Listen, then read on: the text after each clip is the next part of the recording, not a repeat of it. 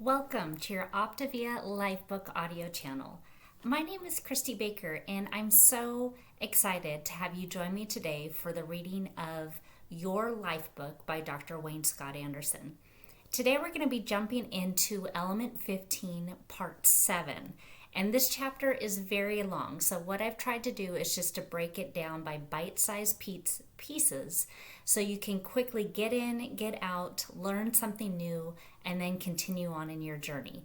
And the focus of this chapter is learning how to eat healthy for life, one of my favorites. So we're going to be starting on page 305 today and talking about fats, unhealthy fats, and healthy fats for you to incorporate in your everyday living. Before we start reading, if you could take just a quick second and push the like button and also subscribe to the channel so you know when the next video is coming out. Thanks, I really appreciate it. All right, let's dive in. Fats. Eating the right type of fat in the right amount can have a dramatic impact on your health and is an important component of our healthy eating strategy. The typical Western diet takes about 34% of its calories from fat, the vast majority from saturated animal-based fat. And according to the USDA, fat should make up between 25 to 35% of your daily caloric intake, with no more than 7% coming from saturated fat. It's no wonder that Western societies who eat too much of the wrong fat lead the world in heart disease, diabetes, obesity, and several types of cancer. I'm going to be showing you a chart in just a moment, and notice how the fat intake in the U.S. compares to other countries that have a lower incidence of these diseases.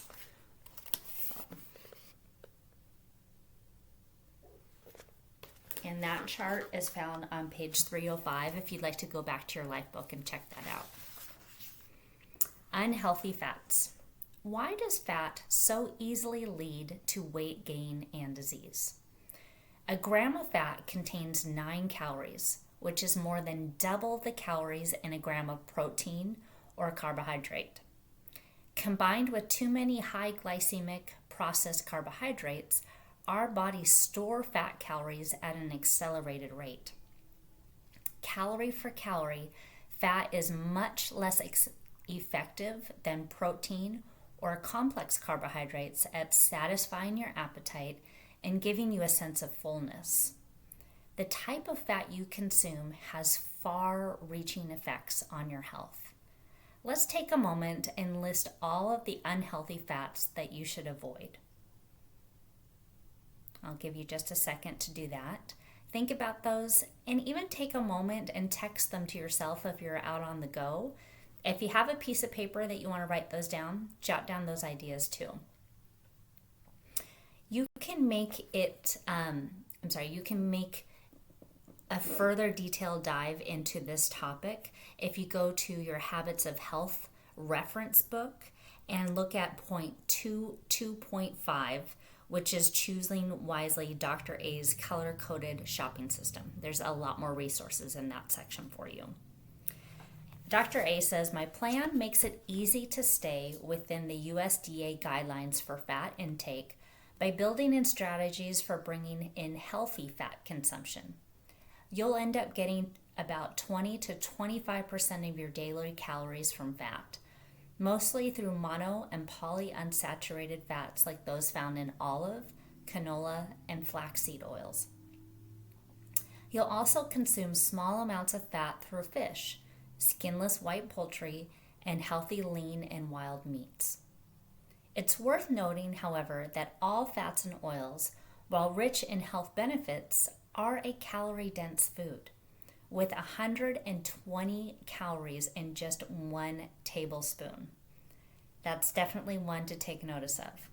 Therefore, they should be used sparingly, particularly during phase 1, when it's important to maintain a lower energy intake.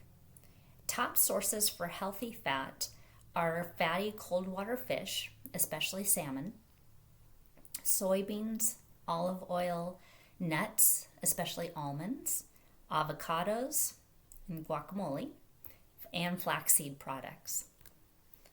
One benefit of oils high in monosaturated fats is when they're heated, they develop fewer free radicals than polyunsaturated oils, and that means that they are great for cooking. Note, however, that olive oil, one of my favorite healthy oils for just about everything else, cannot be used for high temperature cooking because it's low smoking point. It will cause it to smoke and impair the flavor and become degraded. So if you're really cooking, coconut oil may be a better choice. So I'm going to show you a chart in just a second, and we're following that green, yellow, red pattern. Staying in the green will help you live in the lean. Going down to yellow should be used sparingly, and red not at all. And it will give the percentages. There you go. And that chart is on page 307 if you'd like to look that back up in your book. So take a moment and make a list of your healthy oils that you want to put on your next week's shopping list. Go ahead and text those to yourself. Our next topic is omega fats, omega-3, omega-6, and omega-9. And you can find more detailed information about that in part 2.5 in Dr. A's Habits of Health. Do you think all omegas are alike? Think again. There are different types of omegas. Some are healthy and some not so healthy. Do you know which ones are good for you? Do you know which ones you should avoid? We're going to stop there for today. Like I said, it was just a short little section, and I hope you'll join me for our next video. Go ahead and subscribe so you know when that one is coming out. Thank you for joining me today.